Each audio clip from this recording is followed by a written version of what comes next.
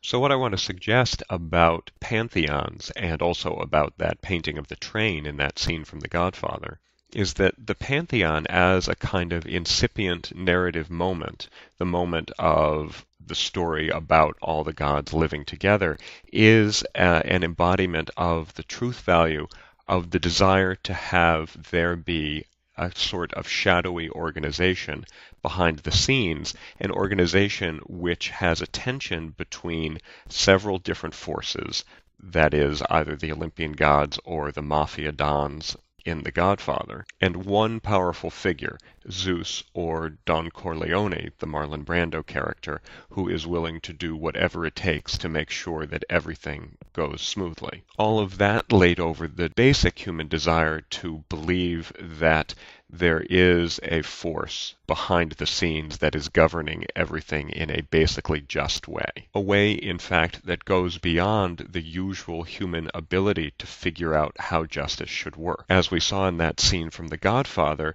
these dons are able to figure out how things should work in a way that's beyond what the judges and the politicians and the police are able to do.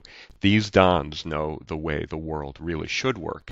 In the same way, the Olympian gods, we need to believe, are able to figure out what's best for the world even when we human beings, we ordinary human beings, can't. And the painting of the train for me in that scene from The Godfather is really just the amazing icing on the cake, because the train represents manifest destiny. And manifest destiny is the principal mythic embodiment of what can be called American exceptionalism.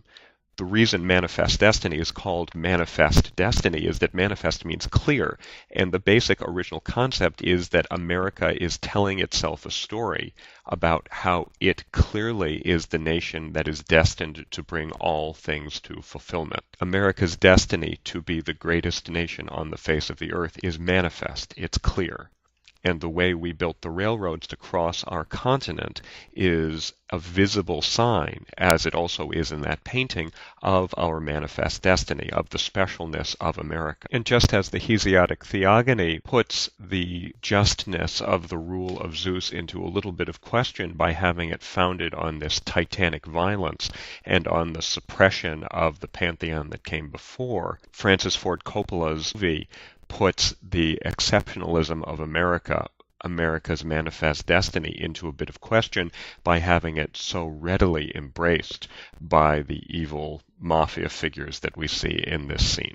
And as a bonus, and to lighten things up here at the end of this lecture, I'm going to append another more humorous version of precisely the same truth value expressed in a different version of precisely the same myth of the Olympians. Enjoy.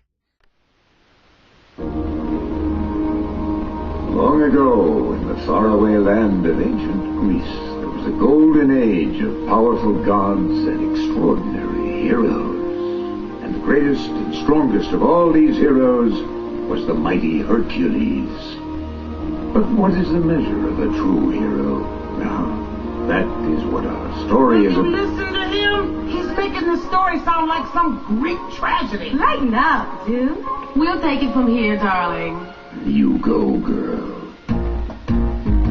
We are the muses, goddesses of the arts, and proclaimers of heroes. Heroes like Hercules. Honey, you mean Hercules. I'd like to make some sweet music with Our this. story actually begins long before Hercules, many eons ago. Back when the world was new, the planet Earth was down on its luck, and everywhere gigantic brutes called Titans ran amok. It was a nasty place. There was a mess wherever you stepped. Where chaos reigned and earthquakes and volcanoes never slept. Ooh, yeah, girlfriend. And then a volcano, he hurled his thunderbolt. He locked those suckers in a vault. They're riding on his own stop chaos in express. And that's a dark old job, too tight game to just relax. And that's the world's first dish. Yeah, baby. Who came to blow while still in his youth. So honey, it may seem impossible, that's the gospel truth.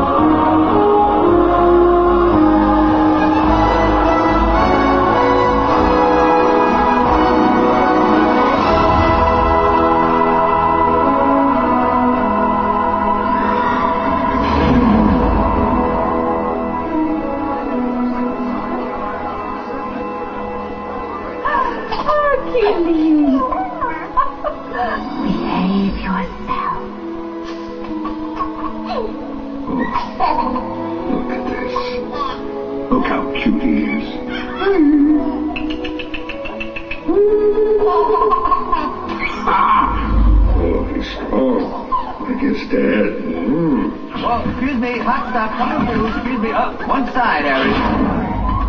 My Hermes, they're lovely. Yeah, you know, I had Orpheus do the arrangement. Isn't that too nutty? Fabulous party. You know, I haven't seen this much love in a room since Narcissus discovered himself. Here, keep those away from the baby. Oh, he won't hurt himself. Let the kid have a little fun.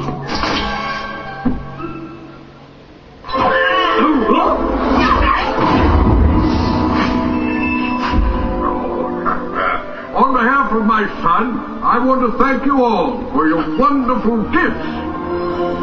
What about our gift, dear? Now, let's see here. Yes, a little Cirrus, and a touch of Hippostratus, and a dash of Cumulus. His name is Pegasus, and he's all your son.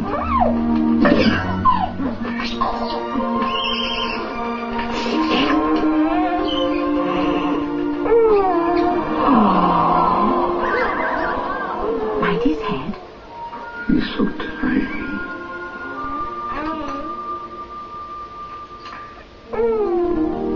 My boy, my little Hercules. How sentimental.